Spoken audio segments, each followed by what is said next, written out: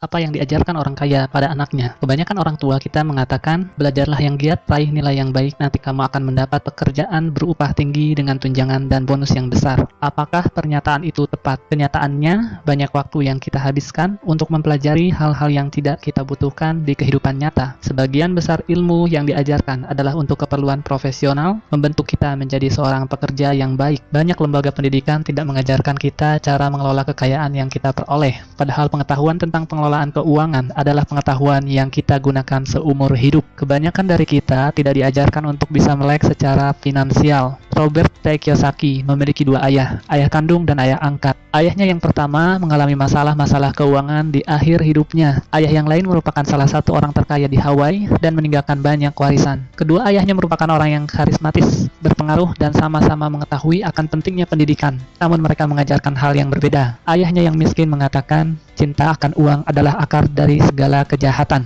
Ayahnya yang kaya mengatakan, kekurangan uang adalah akar segala kejahatan. Ayahnya yang miskin mengajari agar menjadi seorang yang pandai dan cerdik sehingga nantinya bisa bekerja di perusahaan besar. Ayahnya yang kaya mengajari agar memiliki perusahaan dan mempekerjakan orang yang pandai dan cerdik. Ayah yang miskin menyuruh untuk menabung. Ayah yang kaya menyuruh untuk berinvestasi. Saat kondisi sulit, ayahnya yang miskin mengatakan, saya tidak mampu mencapainya. Ayah yang kaya mengatakan, bagaimana agar saya mampu mencapainya? Ayah yang miskin mengajarkan kita agar bekerja untuk uang. Ayah yang kaya mengajari bahwa uanglah yang harusnya bekerja untuk kita.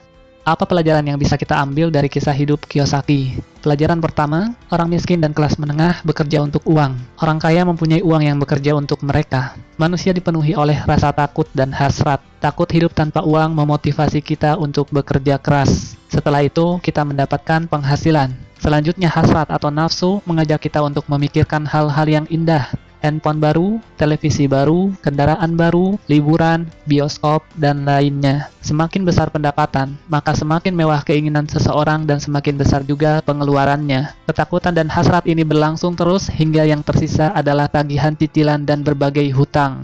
Inilah yang disebut dengan rat race. Pelajaran kedua, keluarlah dari rat race dengan membuat diri Anda melek secara finansial. Misalkan Anda memiliki gaji 10 juta per bulan, namun pengeluaran Anda 9 juta per bulan. Maka yang bisa Anda sisihkan sebenarnya hanya 1 juta per bulan. Jika Anda seorang pekerja, maka Anda akan banyak sekali membayar pajak. Sebelum memperoleh gaji, Anda membayar pajak. Saat berbelanja, Anda membayar pajak. Saat menabung, Anda membayar pajak. Bahkan sampai Anda meninggal pun, maka Anda tetap harus membayar hutang pajak Anda. Yang akan menjadi masalah nantinya adalah bukan seberapa banyak uang yang bisa diperoleh, namun seberapa banyak yang bisa disisihkan. Bagaimana agar Anda bisa melek secara finansial? Pertama, Anda harus mengetahui perbedaan antara aset dan liabilitas. Secara sederhana, aset adalah segala sesuatu yang menghasilkan uang ke dompet Anda, seperti saham atau reksadana, apartemen yang disewakan, real estate, kekayaan intelektual seperti buku, metode pendidikan, dan bisnis yang tidak membutuhkan kehadiran Anda secara fisik. Anda bisa menggaji seorang manajer untuk mengurusnya.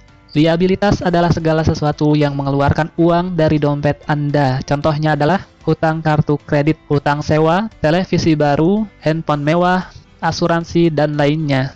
Orang miskin memiliki pengeluaran harian yang tinggi. Kelas menengah membeli liabilitas yang mereka pikir adalah aset, dan orang kaya membangun kumpulan aset yang kuat untuk menghasilkan pendapatan. Kelas menengah mendapati dirinya berada pada pergulatan keuangan yang terus-menerus. Pendapatan utama mereka adalah gaji. Semakin tinggi gajinya, maka semakin keras mereka bekerja dan pajaknya pun semakin tinggi. Pengeluaran juga meningkat seiring peningkatan gaji, sehingga istilah rat race menjadi cocok untuk mereka. Bukannya berinvestasi di aset sesungguhnya, kelas menengah malah memperlakukan rumah mereka sebagai aset utama. Orang kaya semakin kaya karena mereka terus mengumpulkan aset dan berinvestasi untuk menghasilkan pemasukan yang akan melebihi pengeluaran mereka sendiri. Lalu kenapa rumah bisa bukan merupakan aset, namun liabilitas? Orang bekerja dalam waktu yang panjang untuk membayar kredit rumah. Orang juga membayar untuk pajak rumah, pengeluaran untuk perawatan rumah, dan biaya lingkungan, telepon, listrik, PAM. Ditambah lagi, nilai bangunan rumah itu sendiri bisa terdepresiasi atau menurun dari waktu ke waktu. Anda akan banyak mengeluarkan uang untuk membayar cicilan dan perawatan rumah. Nasihat ayah kaya, bila Anda ingin membeli rumah, pertama kali Anda mesti mempunyai arus kas dari aset Anda. Aset ini yang akan menghasilkan uang dan kemudian digunakan untuk membayar rumah yang Anda beli. Konsentrasikan usaha Anda untuk membeli aset-aset yang menghasilkan dan upayakan untuk menjaga liabilitas dan pengeluaran di tingkat yang serendah mungkin. Pelajaran ketiga, mulailah mengelola bisnis Anda sendiri. Anda bisa tetap bekerja di pekerjaan Anda sekarang, tapi mulailah berpikir untuk memiliki bisnis sendiri. Kiyosaki menjual mesin fotokopi dan mendapatkan pemasukan berdasarkan komisi dari perusahaan Xerox. Dengan penghasilannya ini, dia membeli real estate dan dalam waktu 3 tahun, real estate-nya sudah menghasilkan pemasukan yang jauh lebih besar dari gaji yang diterima dari Xerox. Dia tahu bahwa untuk keluar dari rat race dengan cepat, dia harus bekerja lebih keras dengan menjual mesin fotokopi lebih banyak lagi dan mulai membangun bisnisnya sendiri. Jangan membelanjakan semua gaji yang Anda dapat. Bangunlah portfolio aset. Saat aset Anda sudah menghasilkan pendapatan yang cukup, maka Anda boleh membelanjakannya. Kiyosaki kemudian keluar dari tempat kerjanya dan membangun bisnisnya sendiri secara penuh waktu. Pelajaran keempat, bayarlah diri Anda terlebih dahulu. Pajak pendapatan telah diterapkan kepada penduduk di Inggris sejak tahun 1874. Di Amerika Serikat sendiri baru diperkenalkan pada tahun 1913. Saat ini pajak yang direncanakan hanya untuk orang-orang kaya, peleset, sehingga kelas menengah dan orang miskin juga ikut terkena pajak. Kenyataannya, orang kaya selalu mempunyai cara untuk melindungi diri dari pajak yang tinggi, yaitu dengan membuat perusahaan. Perusahaan bukanlah selalu berupa fisik gedung dengan nama perusahaan dan logo yang terpampang di luarnya. Perusahaan adalah dokumen yang berada di lemari pengacara atau notaris yang sah secara hukum. Perusahaan menawarkan keuntungan pajak dan perlindungan dari jeratan hukum.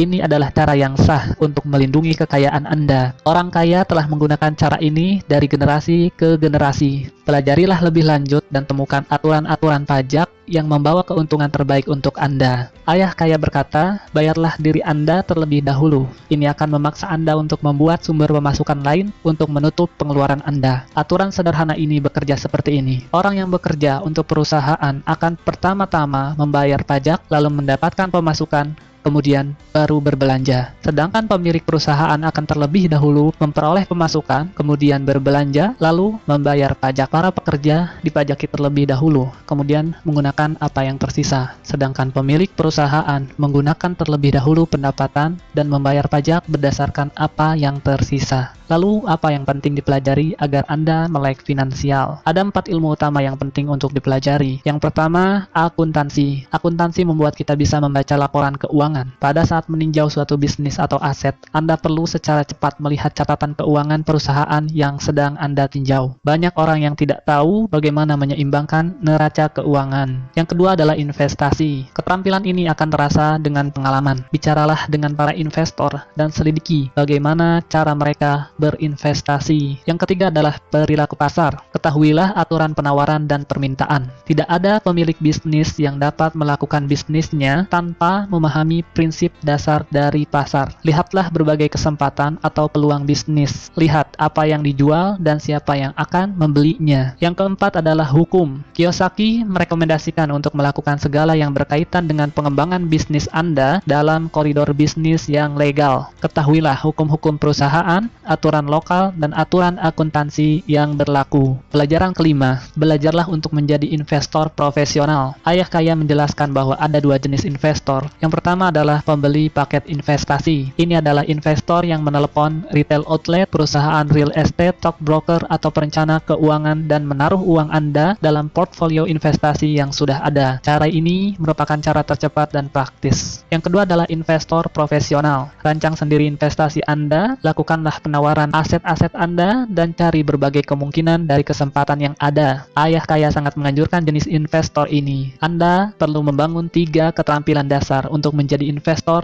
jenis ini. Yang pertama adalah identifikasi kesempatan atau peluang yang dilewatkan oleh orang lain. Yang kedua, belajar bagaimana mengumpulkan uang atau modal. Yang ketiga, belajarlah mengelola orang-orang pandai di sekitar Anda. Belajar untuk mengidentifikasi hal yang menguntungkan Anda, namun masih tersembunyi dalam negosiasi bisnis. Contohnya, bisnis yang sebenarnya dari McDonald's bukanlah hamburger yang dijual, namun real estate yang nyaris gratis di bawah gedung franchise McDonald's itu sendiri. Di setiap persimpangan yang ramai dalam kota di seluruh dunia, itulah kekayaan sebenarnya dari para pemilik franchise McDonald's. Yang perlu diingat adalah, dalam setiap investasi, selalu akan ada resiko. Anda harus belajar bagaimana caranya mengelola resiko tersebut, dan bukan malah menghindarinya. Pelajaran keenam, bekerjalah untuk belajar, bukan untuk uang. Setelah lulus, Kiyosaki memutuskan untuk bergabung dengan Angkatan Udara. Dia belajar terbang dan dia menyukainya. Dia juga belajar memimpin pasukan, yang merupakan bagian terpenting dari pelatihan kepemimpinan. Selanjutnya dia bergabung dengan Xerox, dan dia belajar untuk menghalau ketakutannya akan penolakan. Keharusan mengetuk pintu orang dan menjual mesin fotokopi membuatnya takut. Tak lama berselang, dia sudah menjadi salah satu dari 5 orang salesman terbaik di perusahaan itu.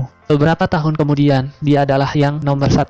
Setelah belajar menaklukkan rasa malu dan takut akan penolakan, dan menjadi nomor 1, dia keluar untuk mulai membangun kerajaan bisnisnya sendiri. Pelajari berbagai keterampilan menjadi seorang public relations, marketing, advertising. Ambillah pekerjaan sambilan dengan tujuan untuk belajar lebih jauh lagi, bukan untuk uang. Dalam sistem pendidikan kita, sekolah mengajarkan orang menjadi seorang profesional. Profesional akan menjadi seorang spesialis hingga mereka tak mampu bekerja di luar bidangnya dan membutuhkan serikat pekerja untuk melindungi posisi atau pekerjaan mereka. Ingatlah, Anda bisa menjadi seorang profesional, katakanlah belajar menjadi seorang pilot jika ingin belajar terbang. Namun, pada saat yang sama, mulailah berpikir untuk mengembangkan bisnis Anda sendiri. Orang kaya mendidik anaknya berbagai hal yang berkaitan dengan bisnis itu sendiri. Mereka memindahkannya dari departemen yang satu ke departemen yang lainnya, hingga ia dapat belajar tentang keterkaitan antar departemen yang ada. Spesialisasi bukanlah yang terpenting di sini, namun mengambil pelajaran di semua departemen sangatlah penting untuk modal melihat suatu bisnis secara keseluruhan. Ada 3 keterampilan manajemen yang utama. Yang pertama adalah manajemen arus kas, kedua adalah manajemen sistem, ketiga adalah manajemen sumber daya manusia. Jadi, apa saja yang kita pelajari? Yang pertama, orang miskin dan kelas menengah bekerja untuk uang. Orang kaya mempunyai uang yang bekerja untuk mereka. Yang kedua, keluarlah dari rat race dengan membuat diri Anda melek secara finansial. Yang ketiga, mulailah mengelola bisnis Anda sendiri. Yang keempat, bayarlah diri Anda terlebih dahulu. Yang kelima, belajarlah untuk menjadi investor profesional. Yang keenam, bekerjalah untuk belajar, bukan untuk uang. Ingatlah, pekerjaan adalah solusi jangka pendek untuk masalah keuangan jangka panjang Anda. Atasi hambatan Anda dan mulailah bertindak sekarang. Kenapa harus memanjat tangga karir di perusahaan bila Anda bisa memiliki tangganya sekalian?